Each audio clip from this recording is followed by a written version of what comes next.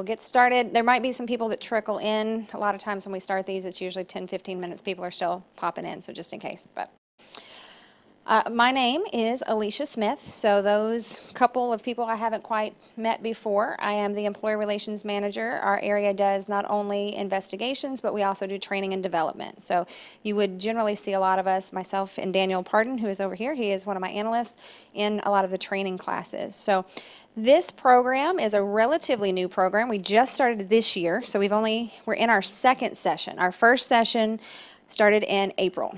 So we're going to go through kind of how it works, the benefits to you, the benefits to LFUCG. So starting out, we have a steering committee made up of 9 members. These are the members that are in the committee. This group meets about 4 times a year, sometimes more if we need to. We discuss options, things to make the program better, ways to promote it throughout the divisions. A lot of them currently are division directors, a couple commissioners in there. We are going to hope, as time goes, to get some other employees as well as people learn more about it. But they help us make a lot of the decisions and put the program together. So we kind of meet about all of those things that we need to discuss. The benefits of this program to LFUCG is, first, it creates a stronger workforce. With that, or by that, is developing our employees for advancement. So the hope of this program is to help employees get to where they want to go. And we're going to talk about that in kind of their overall career pathways. So I'm here, but what are my long-term goals for LFUCG? So we want to help them advance. The program also reduces the loss of knowledge, skills, and experience that happens when we have people that promote to new jobs or retire. You know, we always have this big wave of retirements that happen usually about this time as well as at the beginning of the year. So a lot of jobs might open up or someone promotes to another position.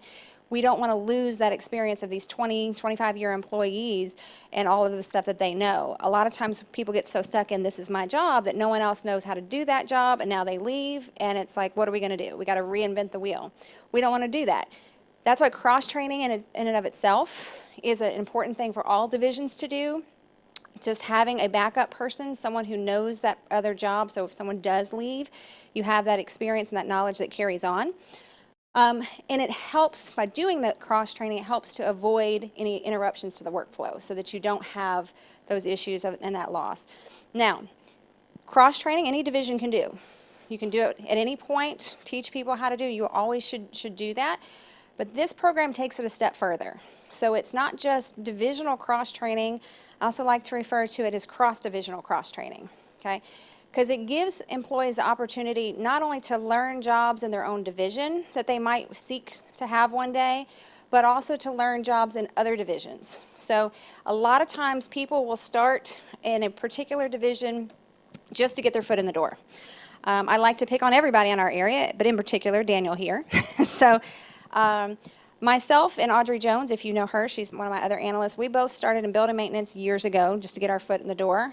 Got our degrees in the meantime, moved up throughout the city. Daniel started as a part-time custodial worker. Yeah, so part-time custodial worker to HR analyst. Seems like a weird kind of, like how does that work? Well, it works that way because he moved up not only within his positions from a part-time custodial to full-time to a supervisor of that custodial staff, but he also had experience and education. He has a PhD and experience prior to coming to LFUCG. So again, somebody who looking at that job title might come over on an application and you're like, well, that doesn't quite fit. But if you dig in and you look into the resume and to the application, you can see that, no, they meet all of those eligibility. They just had to get a job where they could to try to get in at the city. A lot of people do that. So in his case, and I'm allowed to pick on him, not only is he my employee, but I have his permission. So in his case, I had seen him in training classes in our academy and other things, and he seemed very professional, asked a lot of really good questions, and so when his name came over on the eligibility list, it was, again, PSW supervisor, I think was the, public service worker supervisor. It's like, that seems like a strange transition.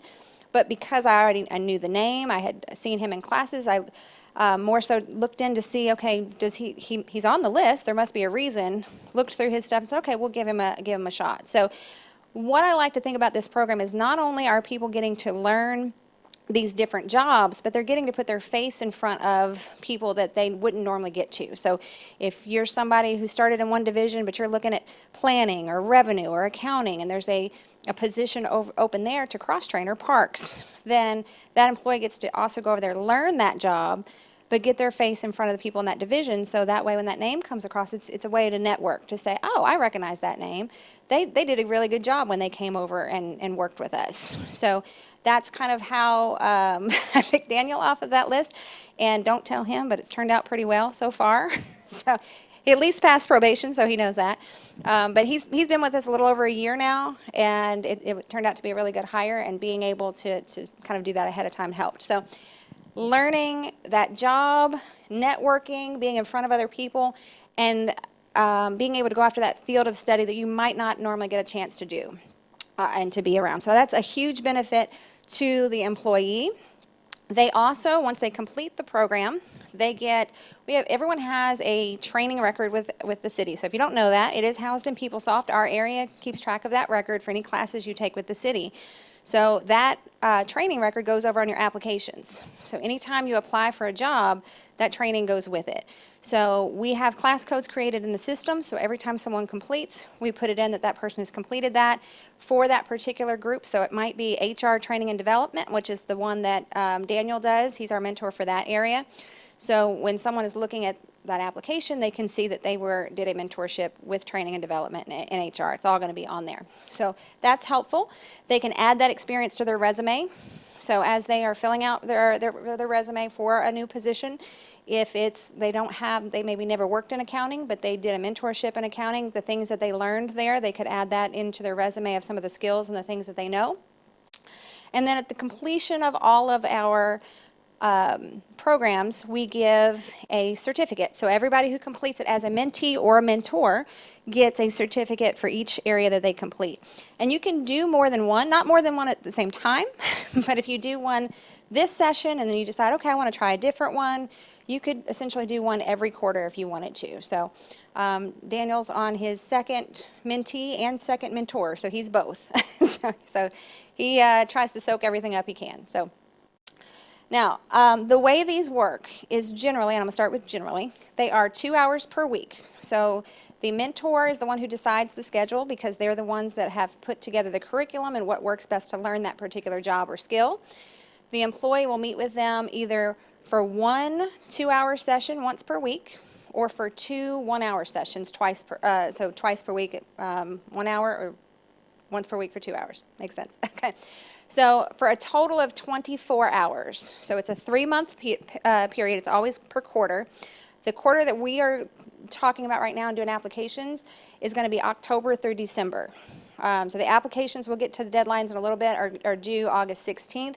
The reason we kind of do it a quarter ahead is because we want to match people in the right areas. So we have to get the applications in, we have to review them, look maybe at what you have already in your education or experience that you already have. Is this truly the correct career pathway for that individual? We have to put all that together and then make the matches, and then it starts October 1st. So that's why it kind of runs a quarter ahead. So anytime you're looking at the training announcement, those applications will be in there. Just know it's not for that quarter, it's the next quarter. Make sense? Okay. Now, these schedules can fluctuate a little bit, because in a 12-week period, sometimes people need to be off work. They go on vacation. There's other things that happen. So we leave that up to the mentors and the mentees if there needs to be some kind of schedule adjustment. So let's say you have a mentor session today and you're sick and you don't come to work. You can't come to work. We just ask that the mentor and the mentee, you all reschedule that 2 hours to fit in on one of those other weeks. So instead of doing 2 hours one week, you do 4 hours to make up that difference. Also, some jobs have you might need more time than 2 hours to learn a certain skill, especially if it's in the labor area. If it's machinery or equipment, 2 hours may not be enough to just do that once a week. So in those areas, if they wanted to do 4 hours or more, as long as it fit with both the mentee and the mentor's schedule, and we ask that they communicate that and work that out, then they can do it, as long as they get 24 hours total by the end of the quarter. Does that make sense? Okay. It is, like I say, it's going to be based on the mentor's schedule first and foremost, but yeah, it can be readjusted based on both. Now, this is an example of the curriculum log, if you can't see that very well. It's just basically, this is set up for the 2 hours or the 1 hour twice a week sessions. So if in this case someone wanted to meet an hour for each of those sessions, it's going to outline what they're going to learn in each of those. Now, not necessarily exactly. There could be some deviations or some changes based on the knowledge that the mentee already has that's coming into it. But for the most part, it's going to start with an introductory on the first day of here's what we're going to learn. The mentor will be talking to the mentee as well about what they want to learn. What do they know already, having kind of an introductory session. And then each one of those sessions will have a skill or have something that they're learning along the way. This particular one, it's not exact, it's just to give you kind of an idea, but this is similar to the one that Daniel does for the training and development, where they have that introductory, they then learn how to do research on a particular topic, they put together a PowerPoint handout, and at the end of the 12 weeks, they do an actual presentation. So that person was learning how to be a trainer, how to put together a training program, and then ultimately, how do you find out if they know what they're doing? They do a training. So we had them present, and it worked out really well for that first session. So, and it helped. Their division was behind them, so not only did they do that training in front of HR staff, but their director and some of their coworkers came out to cheer them on as well and watch that session. So it went really well. Now, the approval process is, there are applications on the table. Again, this is for the August 16th deadline. The approval is ultimately up to the director of your division. So our regular training announcement, your supervisor can sign off on that, and eventually we might go to that, but since this is relatively new, we want to make sure that the directors are the ones who are signing off on these.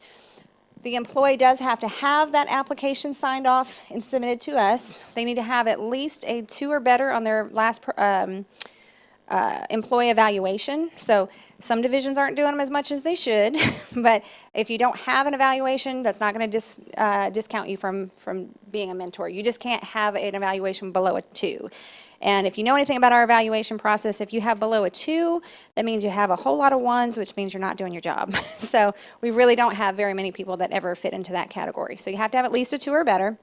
It does need to align, the job that you're wanting to do needs to align with your career pathway.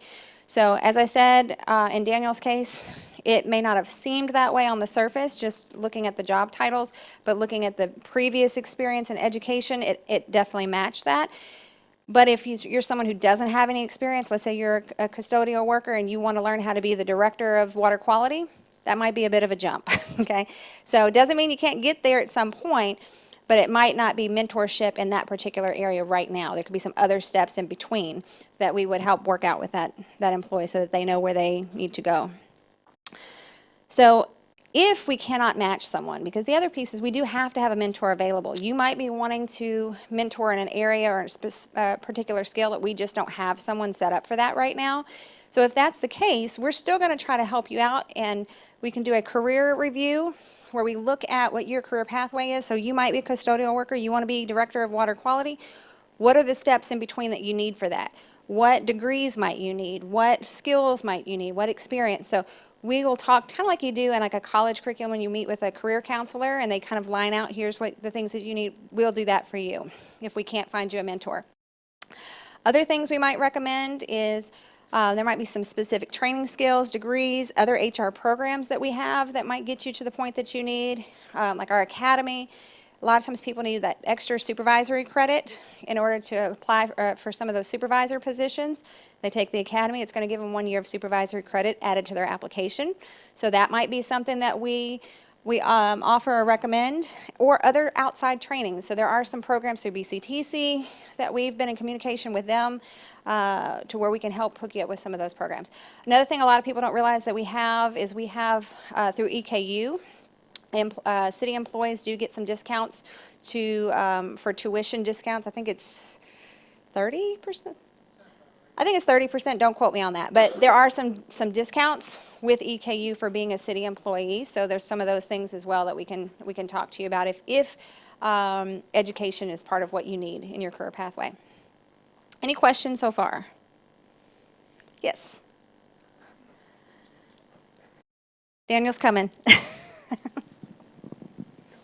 Oh, sorry. Did I hear you say you can be both a mentee And a mentor? and a mentor? Yes. Okay, You but at can. different times, correct? Different times or at the same time. So Daniel is my example there. So Daniel, in both our first quarter and now we're in our second quarter, he has been a mentor in the training development for 2 separate mentors now, and he's also a mentee. He was a mentee with the CAO slash council clerk's office, and he's now a mentee in our benefits area just to learn more about what they do. But yeah, you can do both as long as your supervisor's okay with it and your schedule permits, because that's doubles up your time.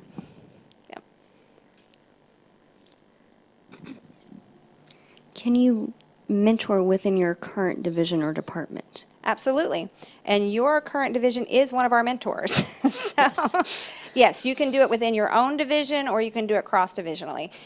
We actually thought we would have a lot more within their own division. I think in our first run-through, we had about 4 or 5 in their own, and everybody else went to other divisions just to learn. But you can do it either way. Any other questions so far? I probably should have just asked it. So you said your performance evaluation has to have 2 or above. Mm-hmm. What if you don't have one, but yet you have emails about your work performance? Satisfactory, from leadership, good. Yeah. the CAO's office, the mayor's office, et cetera. Can you attach that to your application? You could, it's not necessary. So Okay. you can, or if it was questionable, we might ask you for that. So we ask all divisions to do performance evaluations. Everybody's supposed to have them across the board. Does everybody do them all the time? No. So they should, they're supposed to, and we're pushing for that, and hopefully we'll get everybody in that 100% participation. But because that's not always the case, as long as you don't have an unsatisfactory, and ultimately, your director is going to sign off to whether or not they're okay for you to do this program anyways. And so if they have some concerns with your performance, then they generally aren't going to sign off on it. So if you don't have one, don't be concerned. If your director doesn't sign off, they should be able to explain to you why. Okay. Okay. Any other questions? Okay.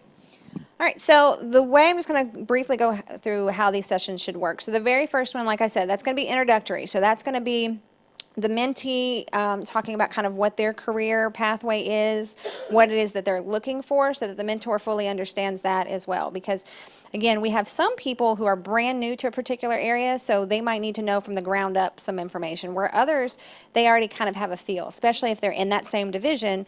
The amount of training might be a little bit different, so some of that could fluctuate. So that's going to be very important in that first meeting. They're going to review any of those things that are needed still. So as I talked about, if it's something that doesn't align at all, we're going to do that up front. We may not have a match. But if it aligns a little, but there's still some things that are necessary, the mentor is going to talk to them about that. Certain jobs require certifications. So you may have the education that you need, but you may not have the cert that you might need. So the mentor will talk to them about, here's the particular test that you need to take or certifications that you need to have in order to qualify for this position. So that's going to be part of that first conversation. Schedules generally are going to start before that first day. When those matches are made, the mentor and the mentee are going to go ahead and start communicating either through email or over the phone. But if they need to make any kind of major changes, a lot of that will also be talked about that first day. And there's just the overall what to expect. Now, the other thing that we have is we have what's called a confidentiality agreement. We realize a lot of you all, depending on the division, might have confidential information that we don't want shared or can't be shared within other divisions. So each mentor and mentee will sign a confidentiality agreement on that first day that basically just says that the information that they learn, that they understand that they are not to take confidential information and remove it, give it to someone else, pass it along. So it's just a basic confidentiality agreement. There are going to be also some divisions and areas that just can't have outside mentors because of the type of information that they do. So in HR, we have 4 mentorship programs, but we only have 2 that are technically open to non-city employees or non-HR employees. So our benefits and our talent group deal with a lot of confidential employee information, so that's an area that we can't do cross-divisional. But our training and development in areas of safety, risk management area that we have, those areas can do cross-divisional. So depending on what the information is, there might be an cross-divisional mentorship available. Each session, that curriculum log should be followed. Again, tweaks can be made if necessary, but it's going to track across what those topics are going to be, what they're going to learn, kind of going on ongoing discussions, just here's how you're doing, here's what you might need to work on, any areas of improvement would be there, and then we just ask because both sides use that time efficiently, so making sure that everybody's on time, does everything that they're supposed to do in between, so that way we don't have people waiting, because ultimately they are getting paid to do this during the workday, and we don't want to disrupt more than we have to. They are paid from the time, if they are doing cross-divisional, from the time, just like their regular workday. So Raven Run is one of the locations that we have. If you've ever been to Raven Run, it's kind of far. So we have someone who's mentored there the last 2 quarters, actually the same person. So they doubled up on that same division. But they typically work downtown. So their mentorship has to add in that time. It's still the 2 full hours that they get with the mentor, but they also have that drive time to and from that is still paid on city time because they have to get to it. But we don't want to shorten the amount of time that they are learning, so they still have the 2 hours. It works out to more like 3 hours a week, just because that drive is pretty hefty. So for any questions that usually comes up, well, if I have to drive over there, is that counted? It is, just not towards the total 2 hours. And then that last session, so that's going to be that overall progress. Depending on the type of mentorship you do, there could be semi-final exam kind of thing that happens. And I say that just because, again, in the training development, there's a presentation. Daniel mentored in the CAO/council office. They had a joint program, and he had to do a presentation as well. So some of them will have that. Depending on what it is, your mentorship could be skills-based. We were talking about that a little bit earlier, where the employee is just learning a particular skill, not necessarily a particular job, and then others, they are learning a specific job. So there's one in code enforcement that is actually code enforcement supervision, so it's more specific to a supervisory position in code enforcement. The one Daniel does is training and development, so it's more general skills-based. Does that make sense? So, and we'll try to pair everyone as best as possible. So after that, everyone gets an evaluation to fill out and return. That evaluation is going to be, if it's a mentee, they're going to evaluate their mentor, they're going to evaluate the program itself, and the mentorship coordinator. So I am the mentorship coordinator right now. So we are hiring a 3rd analyst position who will ultimately take over that role once they start. But those 3 areas will be the main things that we're asking everyone to evaluate. The mentors will get one, and the mentees will get one separate. And then they just send them straight back to us. They don't have to, a mentee doesn't have to turn their evaluation into their mentor. We want them to be honest and get honest feedback. They would just send it back to me. Because if there is an issue with a mentor or there is an issue with a mentee, we do need to know. Now, luckily, knock on wood, we've had great experience with that. Our evaluations that came in from our first program that's already finished, were all very positive, several of which that jumped right back in and wanted to be mentees again. So if you haven't seen it already, there is an article on LexLink. I'll show you a picture here in a little bit from it, where we have a lot of those testimonials from that first group as well that are listed there. The mentorship at lexingtonky.gov is our specific email, so that comes to me, and then we'll come to whoever the coordinator is once we get that position filled. But that's going to be the best way to contact with specific questions about the mentorship. So you can always contact me directly, but if you contact that one, whoever is running the program or doing things at that time is going to be able to respond back.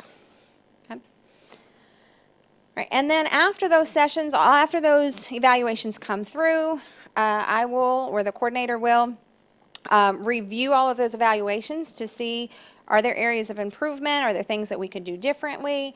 What went right? What went well? We're going to review those curriculum logs, because all of those mentors have to turn in a curriculum log at the beginning to say, here's what I'm planning to teach. And they also have to turn that in at the end, so if there are any tweaks to it or we know that there's anything that's different.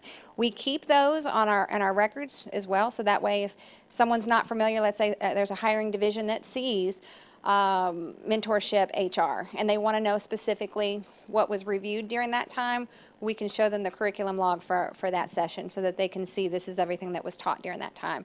And then here is how well this person performed, because there is a little bit of a grading piece on that as well. We update those training records. So as I said, your PeopleSoft records, training records will reflect that training. So that's updated the first day that those the program is completed. And then those certificates or plaques, if it's applicable, will go out at that point. Now, I'll talk about the plaques here in a minute. That's actually more for the mentors. Oh, right here. So we give, this program is for our mentees, but we want to incentivize, obviously, our mentors to do it as well. We want them to take time out of their day to put this together, to work with the employee. So if any of you all wanted to be mentors or knew somebody who wanted to be a mentor, that first year they are going to get that certificate for each of the sessions that they complete as a mentor. They can also add that to their resume so that they mentored employees in various areas.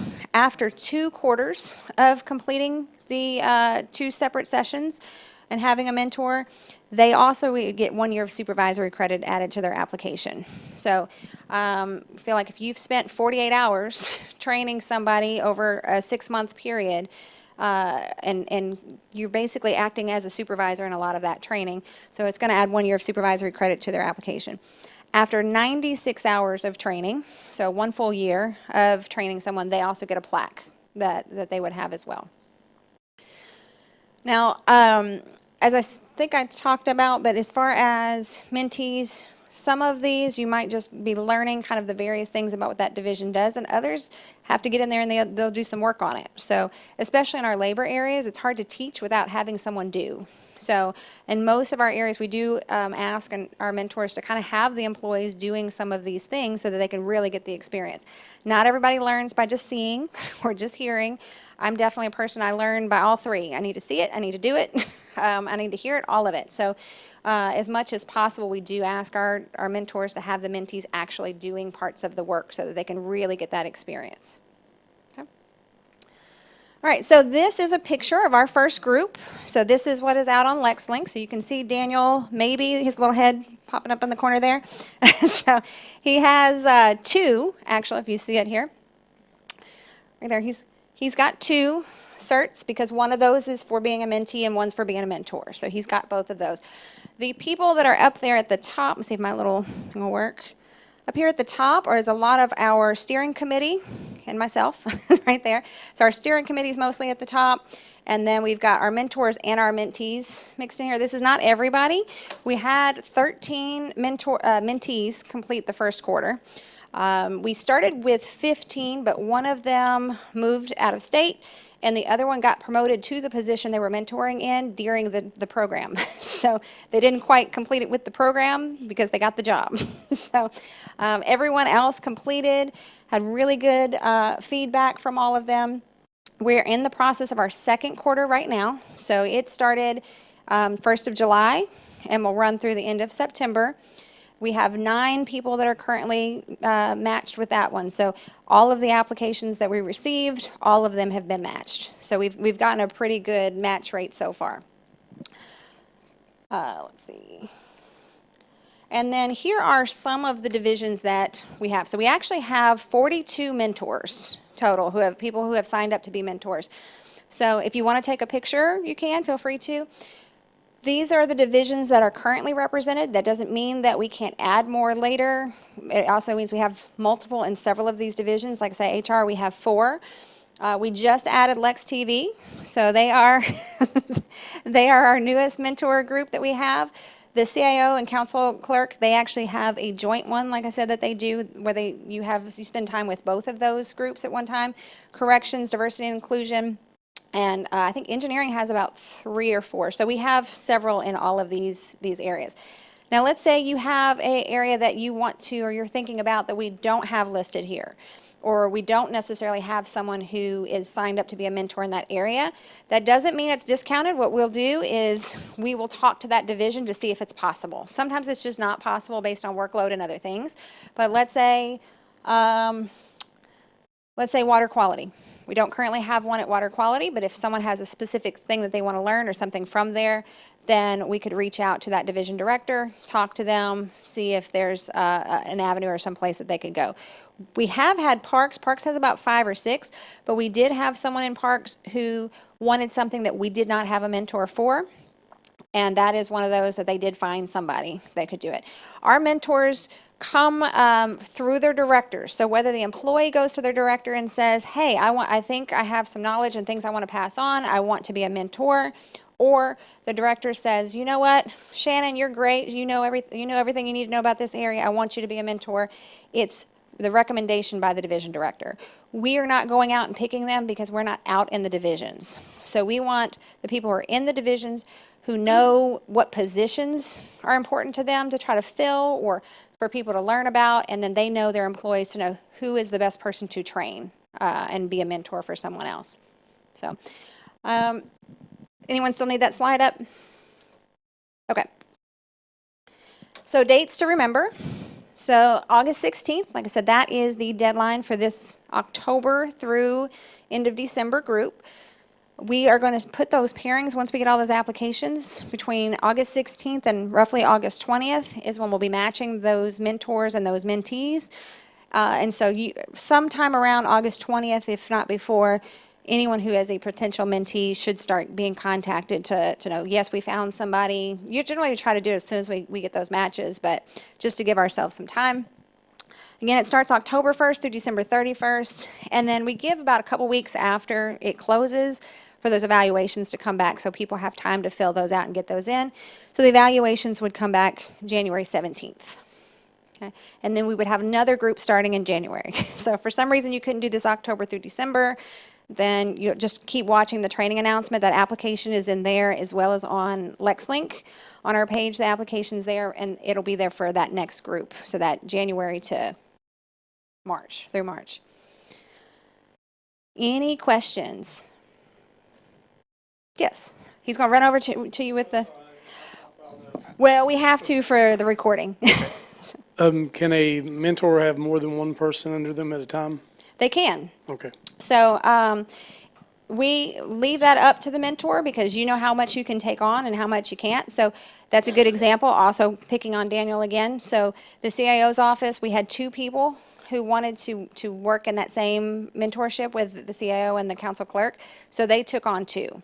So he worked in conjunction with someone else as a mentee. On top of that, you can have more than one mentor. So that's actually a good question. So in some divisions, they want it to be more broad, where you can kind of learn the whole of things. And so similar to that council clerk CIO, they had 2 people from the CIO's office and 2 people from the council clerk that mentored. So they might go with someone this day and someone else a different day. So you can have multiple mentors mentoring one person, or one person mentoring multiple people. Any other questions? Do we need to attach our resume to the application? You can. It's helpful Okay. because there is a portion on there that talks about your experience and that aligns you with that. So if you don't have, there's copies of the applications on the table at the sign-in table. But the first question, we just need to know kind of what are you wanting to do right now, and then also what are your overall career goals. So again, if it might not be that you're jumping all the way up to a director position, but what areas are you looking at to mentor now, and then next 5 years, what are you looking, or what's your ultimate? But we also need to know, like, yeah, what is your experience? What is your education currently? Now, we will talk with talent acquisition a little bit when we need to see if everything lines out. But as much as you can put on there, the better, because then we already have that information up front. So it helps us to align people properly. In the application, it's electronic, right? You got an electronic form or just the paper? Just the paper. So you can get it on LexLink, you can get it here. It is fillable, so you should be able to fill it out electronically and then just email it to that mentorship email address so we can have it there. Okay. Any other questions? I have some specifics, but Sure. one big question. So if you, like overall, when it comes to any position within LFUCG, if you do not have the educational requirements, does that completely put you out of any position? No. Okay. No, that was- just if it's very big jump, we might not be able to match you with like a director or deputy. We do have some directors and some deputy directors that are mentoring, so it might be that we have to kind of line some other things, but it doesn't put you out of it because we did have somebody. We've actually had several people in like a labor area that are mentoring in those higher level positions because they meet some of these other criteria. So we're really going to try to match everybody that we can. Okay. We actually have someone at Streets and Roads right now who's mentoring in social services. Now they do have a social services background and degree, so that helps. But it doesn't, whatever division, whatever your education, if we can find a place to put you and it might not be all the way up there, it might be somewhere in between first. And then working toward, Yeah. okay. Yeah. All right, thank you. You're welcome. So I use Family Care is a good example of that too, because they do have a couple of different mentors at different levels. And so someone might start with like the supervisor and kind of learn that side of things and what they need to do. And then the next time they could potentially go with like the director. So, and some people have done that. Like I said, I think we have at least 3 or 4 that were in the first group. Let's see. Yeah, at least 3, maybe 4 that were in the first group that then were like, I like this, I want to do it again, and signed up for the second. Any other questions? I think a lot of people are just, how many people really knew everything what this program was before you signed up?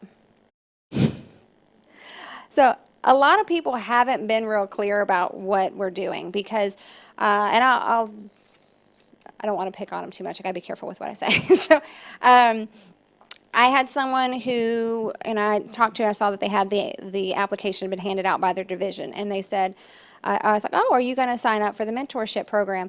And they said, no, I really don't have time to mentor high school students. And I was like, well, that's not what this is. So, but that's what their supervisor had told them because that's what they thought it was. And so we corrected that, got that part fixed, talked to their director to make sure it was communicated a little bit better. But we are called the LFUCG Employee Mentorship Program. There used to be, or still kind of is, a city mentors program. So those who aren't familiar, it gets mixed up. So a lot of that program had to do with nonprofit agencies and leaving work for 2 hours to go do nonprofit work, usually might be with Big Brothers, Big Sisters, or in high schools. And so I think that's where some of the disconnect and people get a little confused. This is specifically for our employees. So as people, I think as more people start to learn about what this is, hopefully we'll get even more people signing up for it because it really has, I'll tell you that even that networking piece, we had an employee who came from a completely different division and worked with a separate division and just blew them out of the water with how quickly they learned, how they actually put a whole book together from their training. So every time that they weren't asked to, but every time that they did a training, they would go back and put together a 5 to 7 page document of everything that they had learned, and they turned this into the instructors at the end of the day. That book was this thick. So, but she really was able to use this opportunity to shine in that division. So I can't say for sure, but I would think if they were interviewing for a job and her name came across again, they would probably bring that person in for an interview because you're able to see that, yes, this person worked really well and really hard within this area. So as much as I think it's important to learn the knowledge, I think it's even more of a benefit to have that networking opportunity, especially in that cross-training and cross-divisional. Because again, Daniel started in family care. Myself and Audrey Jones, we started in building maintenance. So now I've been here about 20 years now, so a lot of working my way up in that area. But there's a lot of people who start somewhere to try to get to where they're trying to go, and they're just getting that foot in the door. So this really helps get them and get their face in front of those divisions and those supervisors that they may not normally get to.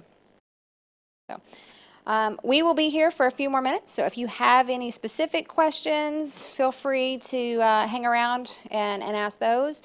And again, just if you're interested or you know someone who's interested, take some other applications if you want to. Just we need to get those in by the 16th so we can make sure we get everybody matched up. Okay? All right, thank you all. Appreciate it.